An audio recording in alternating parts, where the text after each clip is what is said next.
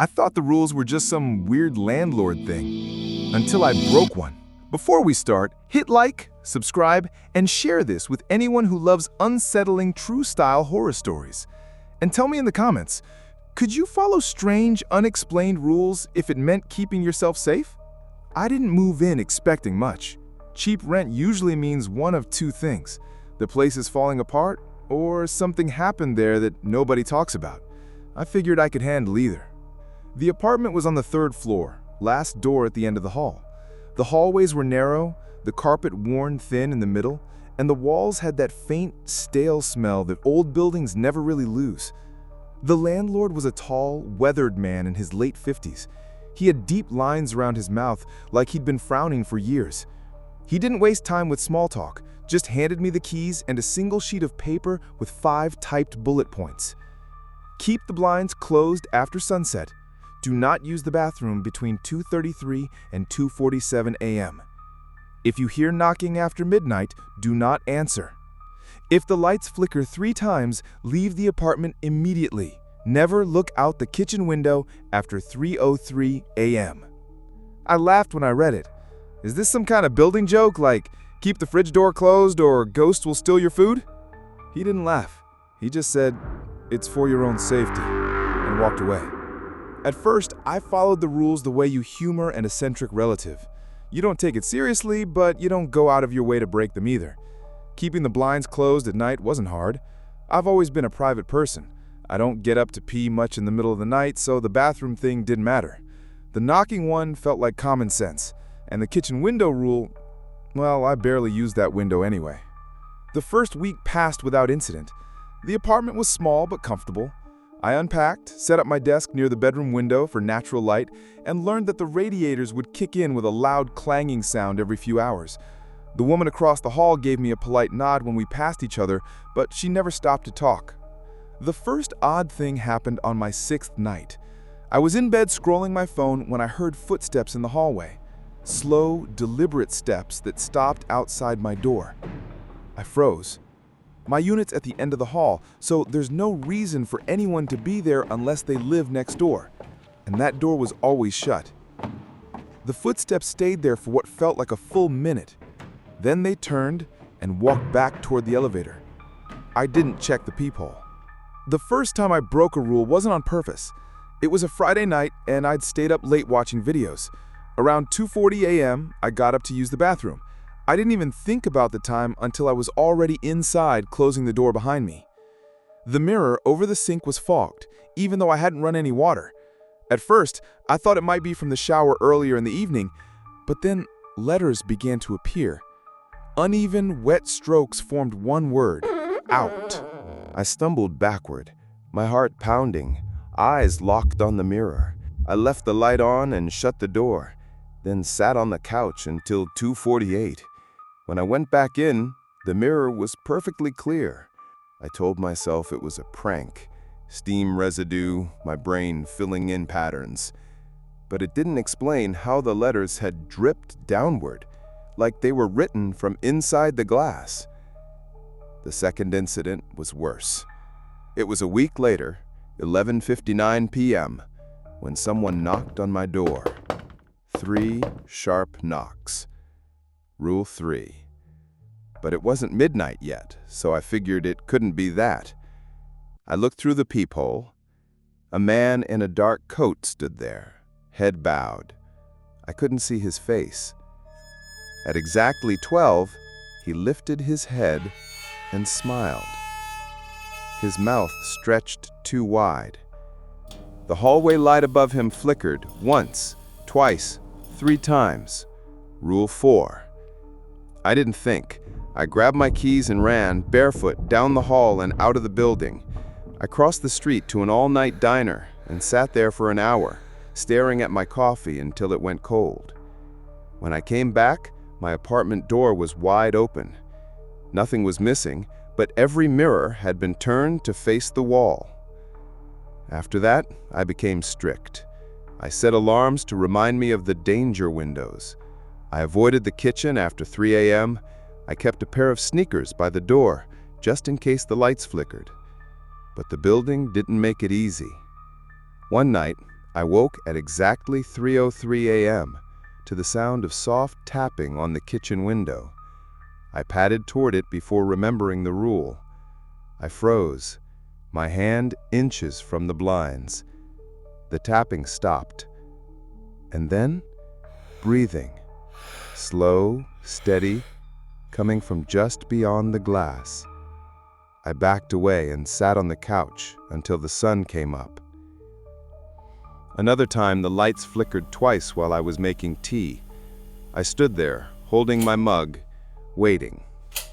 They flickered again. I left without even grabbing my coat. When I reached the lobby, the landlord was standing by the door. He gave a short nod, as if I'd passed a test. "Good," he said. "You listened." The scariest thing happened last week. It was around 1 a.m. and I couldn't sleep. I decided to reorganize my bookshelf, a stupid late-night project. I was pulling books down when I noticed a faint light under my front door, like someone was standing in the hallway with a flashlight. Then came the knock. 1, 2, 3. It was well past midnight. I stayed frozen, telling myself not to move, not to breathe too loud. Then I heard a whisper right against the door. "I know you're in there." The lights flickered, once, twice. I was shaking as I grabbed my shoes and jacket. The third flicker came just as I reached the hallway. The air felt heavy, like the pressure before a storm. At the far end of the hall, near the stairwell, I saw the man in the dark coat again. He was smiling, and this time his head tilted just a little too far, like his neck was bending in a way it shouldn't. I didn't wait to see what he'd do next. I ran down the stairs, out the front door, and into the freezing air. I don't know what happens if you break all the rules. I don't want to know. Now, I follow them like my life depends on it. And every time I lock my door at night, I wonder how many of my neighbors didn't.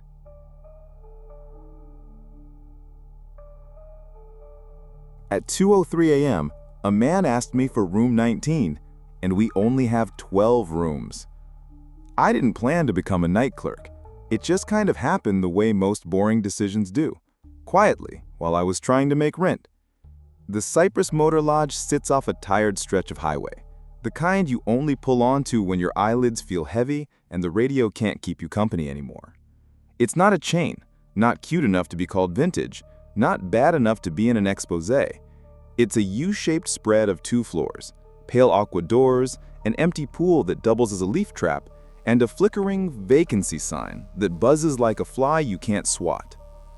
I took the night shift, 11 p.m. to 7 a.m. It sounded simple.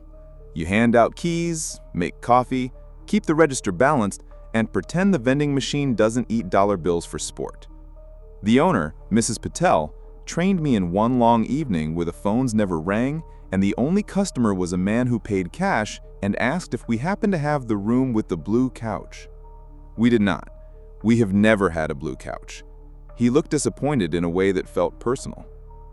My first real night alone, Mrs. Patel left me a binder on the desk, one of those cracked 3-ring monsters with plastic sleeves that cling to paper like they're afraid of the air. "Everything you need," she said, tapping it. "Night checklist, quirks, and emergency contacts. There are a few rules that are particular here. Humor me." She smiled like it was a joke. It didn't feel like a joke. Inside the front cover, someone had labeled a section Peculiarities/After Hours and highlighted 5 bullet points in yellow. Keep the vacancy sign steady. If it flickers 3 times in a row, step outside, lock the lobby, and wait on the curb until it steadies. Do not go to the second-floor walkway between 2:13 and 2:29 a.m. before making sure no one is there. Do not rent or enter room 10.5. Keys are removed. Do not make a new one. If the desk phone shows 000, do not answer. Make a note in the log. If anyone asks for room 19, Tell them we don't have one and call me immediately. Do not leave the desk. Under the list was a post-it in different handwriting. It's easier if you don't argue with the floor plan, which is a very normal sentence to see at a very normal job. I flipped to the laminated map of the property. If you stood in the lobby and looked out the big glass window, you saw the two wings of the U wrapping the parking lot. First floor on the left, rooms 1 through 6. Second floor above them, rooms 8, 9, and 11. On the right wing, first floor was 12A, 3, and 4. Yes, out of order. No, I don't know why. Above that were rooms 5B, 10, and 12. Someone had drawn little arrows and question marks in dry erase marker like they'd tried to make sense of it and quit halfway through. Does the numbering ever confuse guests? I asked. All the time, Mrs. Patel said. But people are tired. They go where you point. Why is there a 10.5? She looked over my shoulder at the map, but not at my finger. The less you touch that room, the better. Then she went home. I did normal things to make myself feel normal. I wiped the counter with too much cleaner. I brewed coffee that smelled like old pennies. I put out 2 wrapped muffins on the front desk because I read somewhere that free food calms people. I watched the security cameras. You can see the walkways, the stairs, the lobby door, the empty pool, and one unhelpful angle of the laundry room that mostly shows the dryer lint trap. The first few hours were uneventful, in the way that trains are uneventful until you notice they're moving very fast in the dark. A couple checked in, both wearing scrubs with cartoon cats on them. A trucker asked if we honored any rewards program that isn't a scam. We do not honor any rewards program. He paid cash and said that was a better reward. A woman with a small dog argued on the phone with someone named Chad and then apologized to me for bringing down the vibe, which, to be fair, was already somewhere below sea level. Around 1 a.m., I did my first walkthrough. Not the second floor. I stuck to the safe, boring ground. I picked up a pizza box someone had left on a stair, shook the ice out of the soda bin in the vending nook, and checked that the doors with their cheerful aqua paint were all closed. Room 3's door was propped with a sneaker, while the occupant smoked and watched videos on his phone. He nodded at me like we were in the same club, and I nodded back, because sometimes that's minimum wage diplomacy.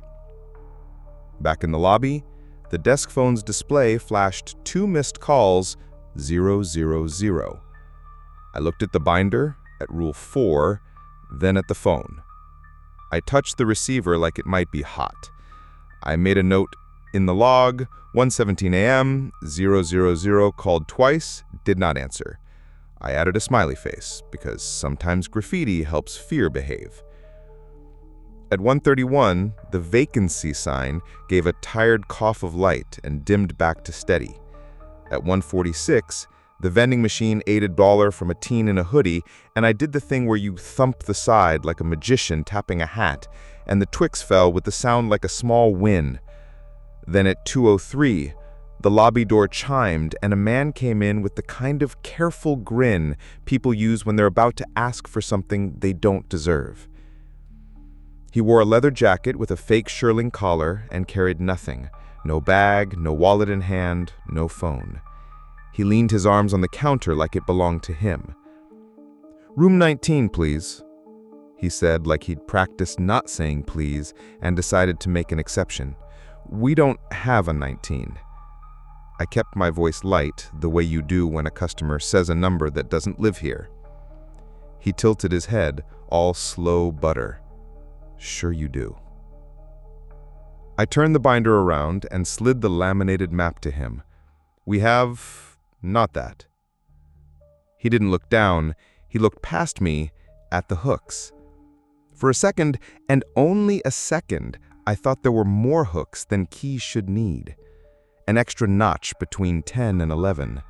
An empty space with no little brass tag. Then my eyes did that human thing where they correct the world so you can keep living in it, and the hooks were ordinary again. "Stayed here last month."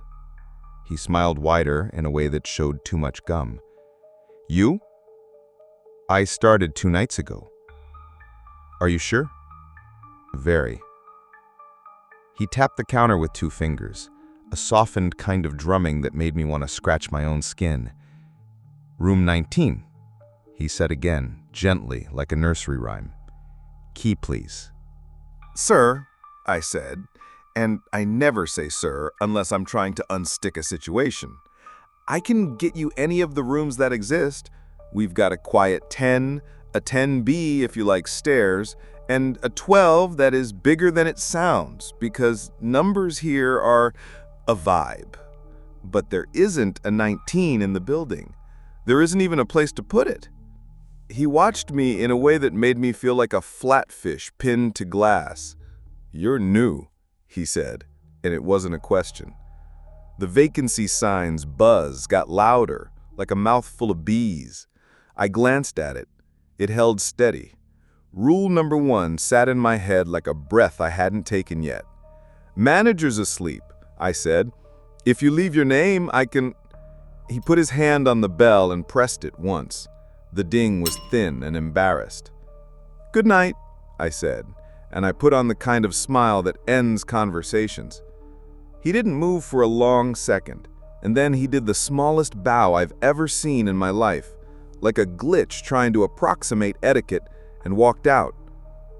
I wrote, 2:07 a.m., man asked for room 19, denied, in the log, and added, because I am myself, we literally do not have a 19, dear future me. I underlined do not 3 times. It felt like trying to nail fog to a wall. At 2:13, my pocket buzzed. Not my phone. We aren't supposed to have our phones on us. It was the little clip-on walkie Mrs. Bictel keeps in the drawer for emergencies or if the laundry machine sets itself on fire again. The screen didn't show a channel number. It just glowed the way eyes do right before someone speaks. I put it back in the drawer and closed it. The binder's checklist says you're supposed to do a second walkthrough at 2:15 to make sure no one is smoking near the stairwells. I stood up, then sat down again.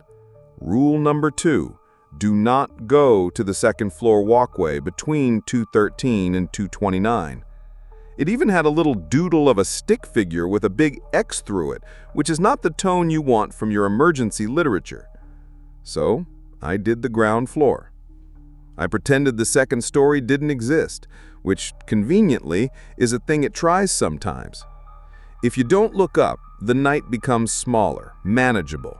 A man coughed behind one door in a way that made me want to buy him hot tea on an inhaler. The pool light, which should be off, decided to glow that sickly green glow that makes every shadow look like it could be a person. I turned it off, and it turned back on, once, like a wink. "You win," I told it, "because some nights you're outnumbered." On my way back, at the bottom of the east stairwell, I saw a door I hadn't noticed before.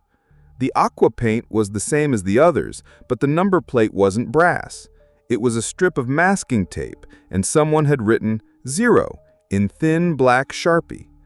I reached to peel the tape up, rule, don't decorate the property with your own supplies, and my fingers stung with the kind of cold that feels like a warning. I pulled my hand back and did not peel anything. Back in the lobby, the phone flashed, 1 missed, 000 again. The logbook looked like a teenager's diary at this point. 220, 000, still not answering. Hi, future me, sorry about the handwriting. I blew on the coffee like heat could scare off the smell. At 2:27, I stood at the glass door and looked at the second floor railings even though I wasn't supposed to go up there. If you don't look, you never learn, and if you never learn, that's a different kind of scary. The walkway ran straight along the U, pale doors repeating like bad wallpaper. I counted them in my head the way you count sheep.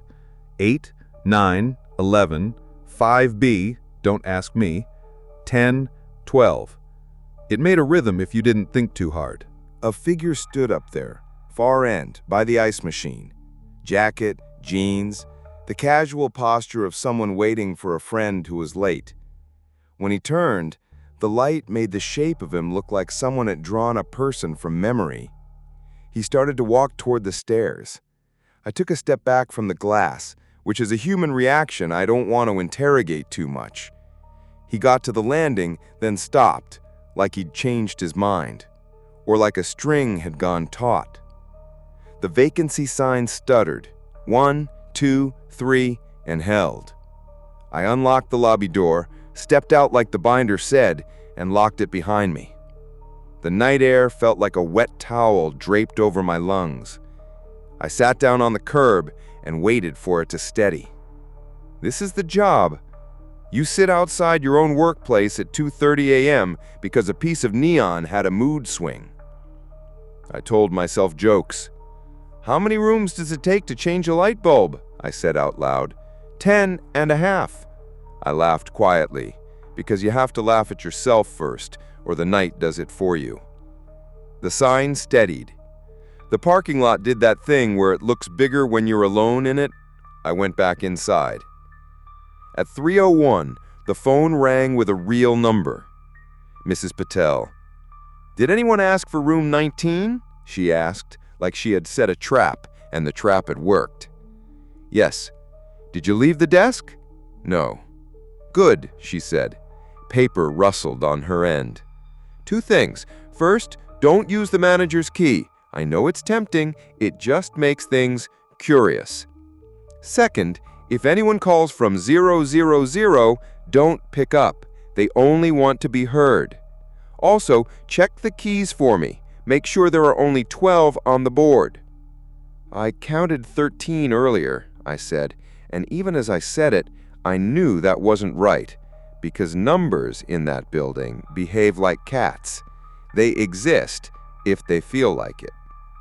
She didn't respond to the 13. Keep the TV in the lobby on channel 3, she said gently, like she was telling me to take vitamins. Noise keeps the night from talking too loud. I put the TV on channel 3. It was infomercials about knives that cut shoes in half. It was perfect.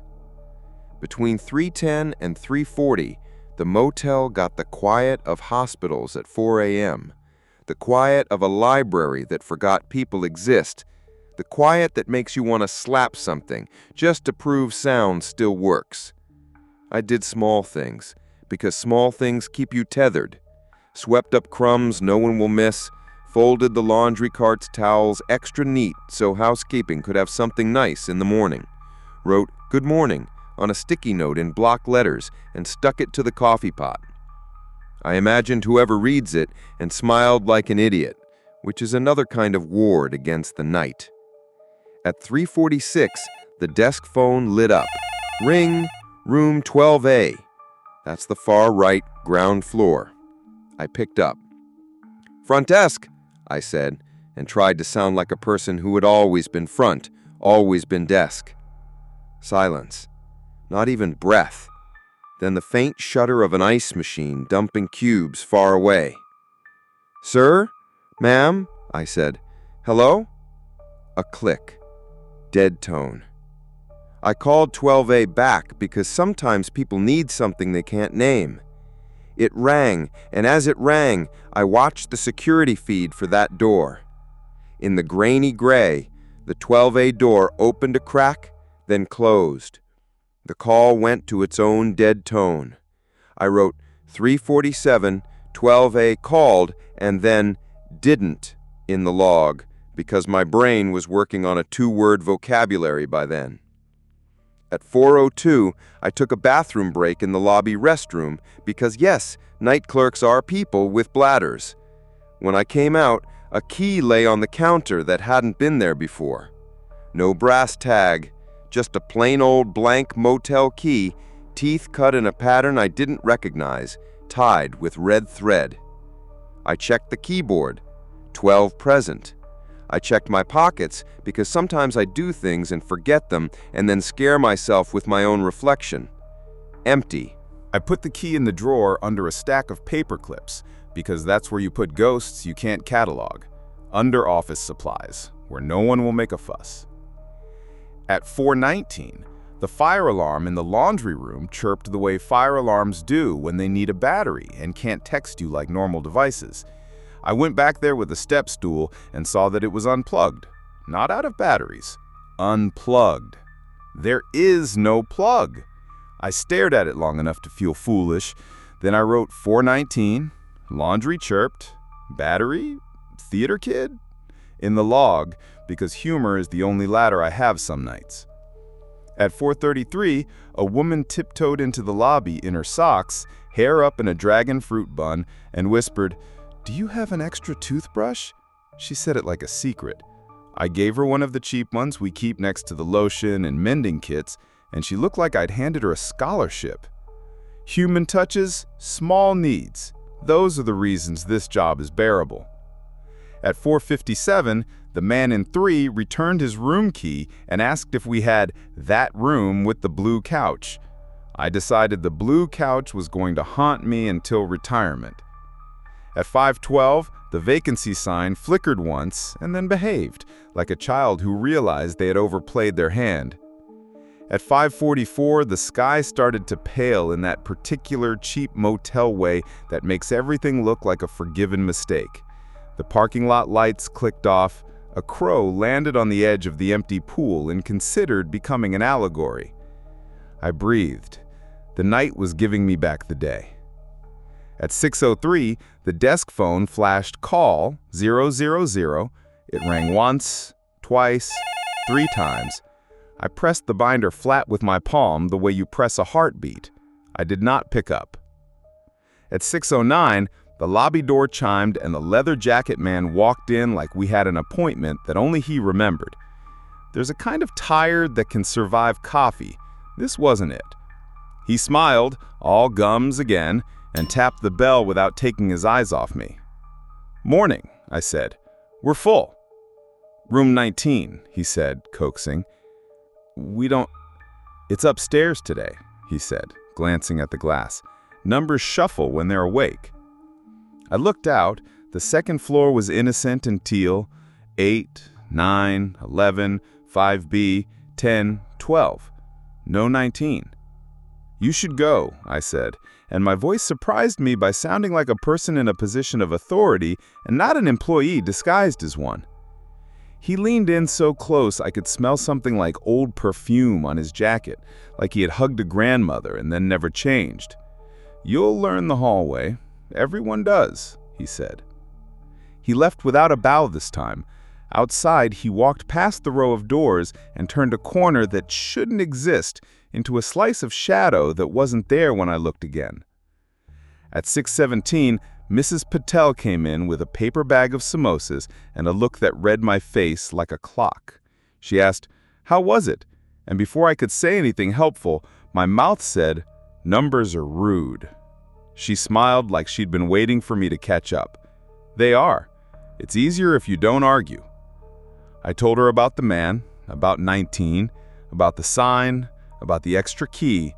She set the samosas down and checked the board, counted out loud.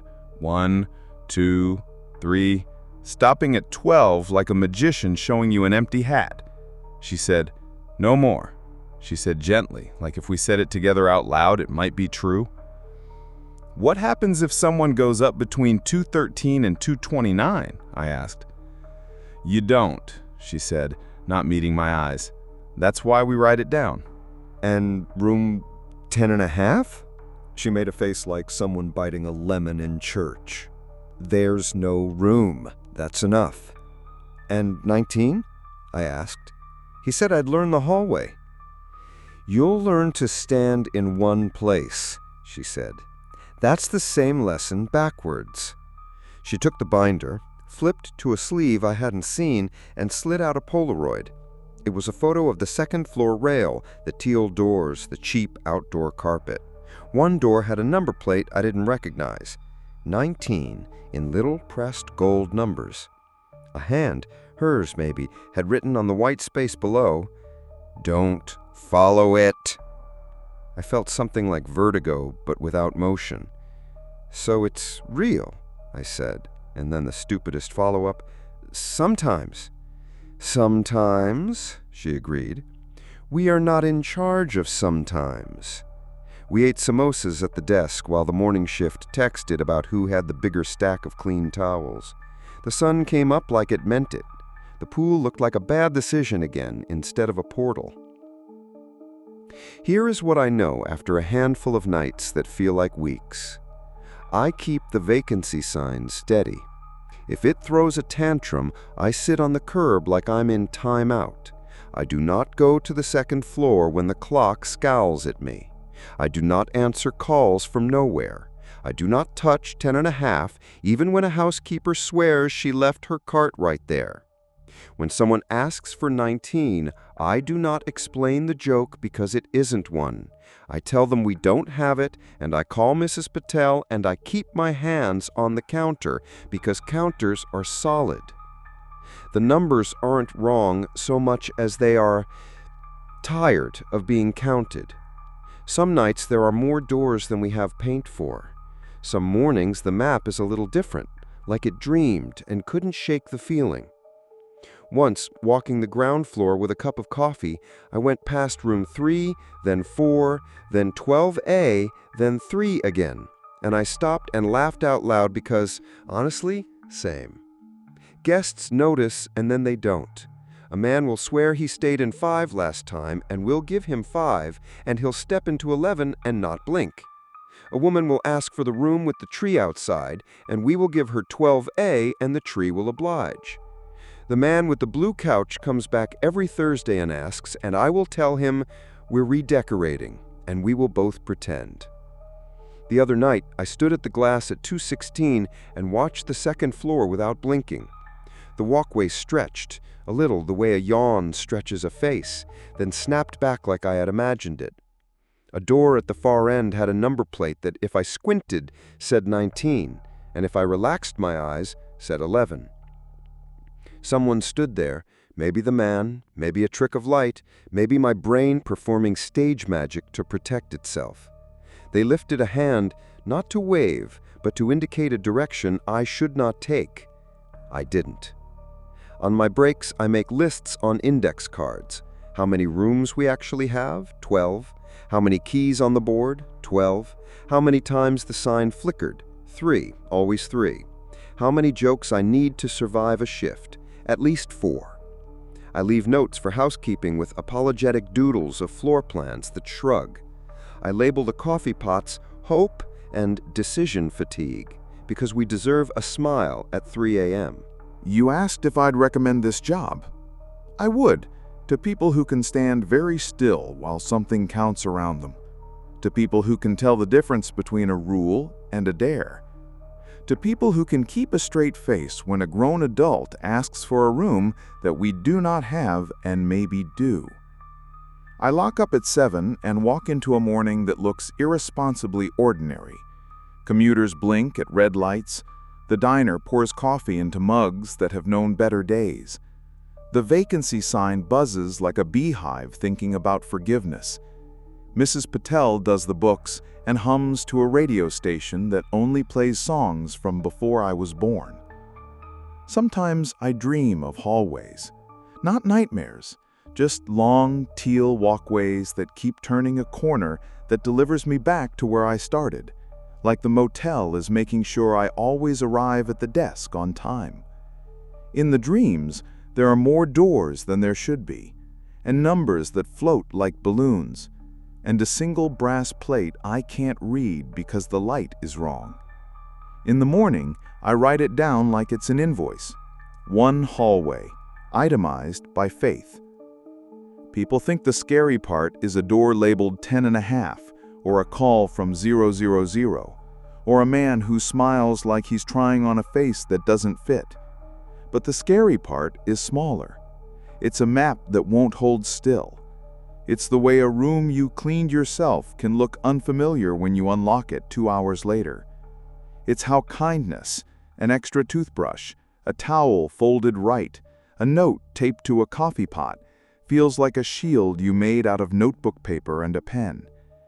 Last night at 2:03 a.m., a man asked for room 19, and at 2:29 a.m., the vacancy sign steadied. And at 3:03 a.m., I did not look up. And at 3:47 a.m., the phone rang and no one breathed. And at 6:09 a.m., a woman in socks whispered, "Thank you," like oxygen. That is the ledger that balances in this place. We only have 12 rooms. I say that out loud every shift like it's a spell. And most nights, it's true enough to keep me paid and unhaunted. But some nights, there are 13. And on those nights, I keep my hands on the counter and I count slowly with my eyes, and I do not follow the hallway when it beckons.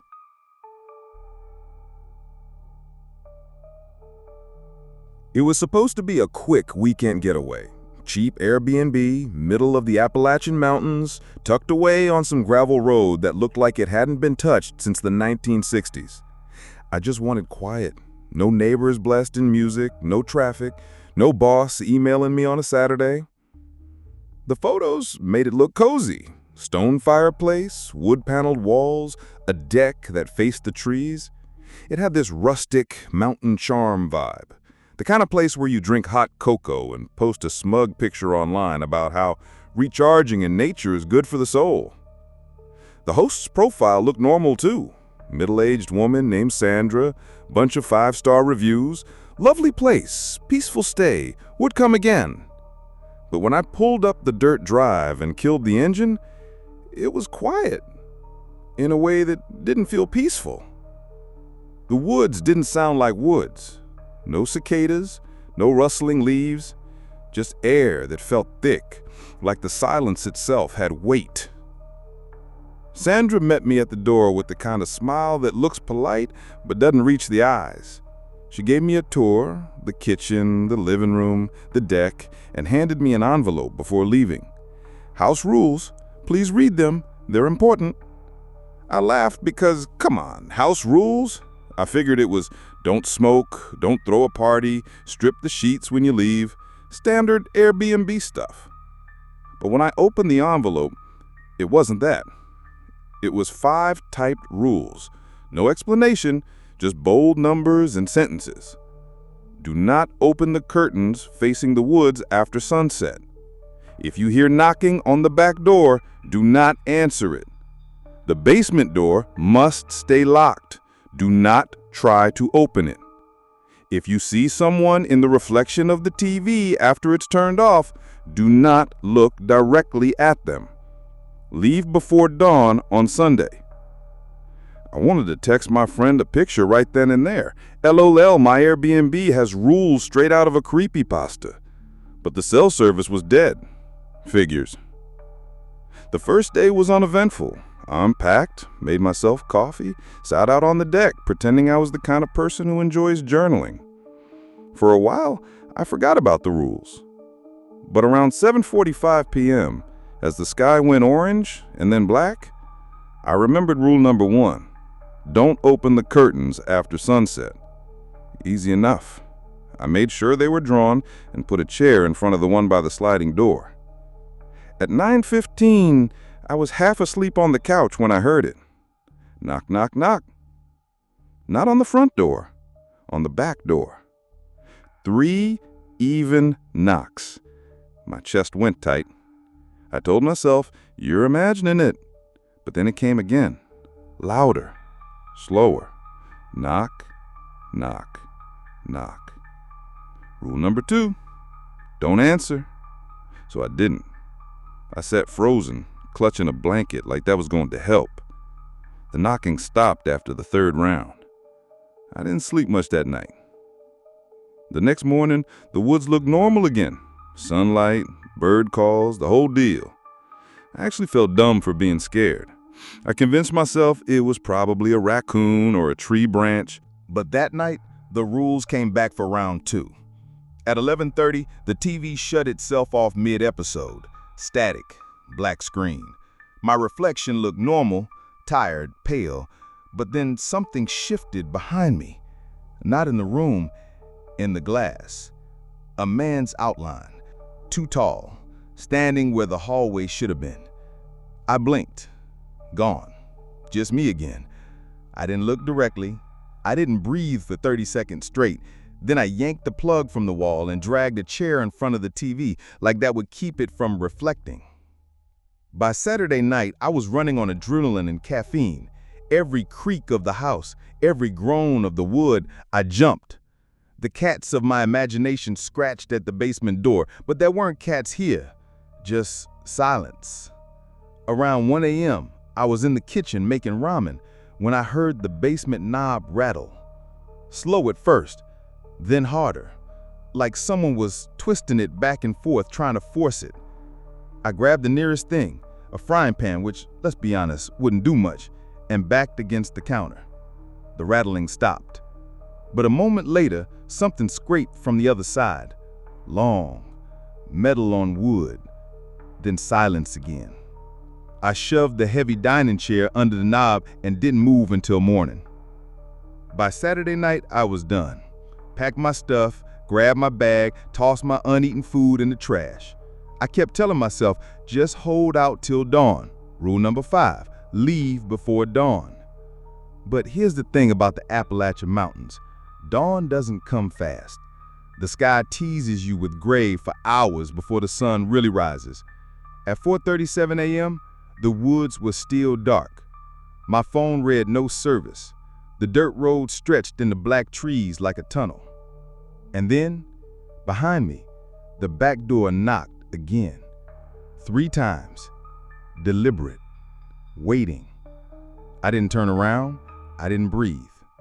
I walked to my car, every step heavier than the last. By the time I got inside and locked the doors, I swear I saw the curtain in the living room shift just slightly, like someone was pulling it back to watch me leave. I didn't look, I didn't stay. I drove until the trees blurred, until my phone finally lit up with bars, until the sun broke through. I never left a review, and I never saw Sandra again. But sometimes, when my TV is off at night, I swear I still see him. Thanks for sticking around. I hope you enjoy the stories. Don't forget to hit the like button, subscribe, and let us know in the comments what story chilled you the most.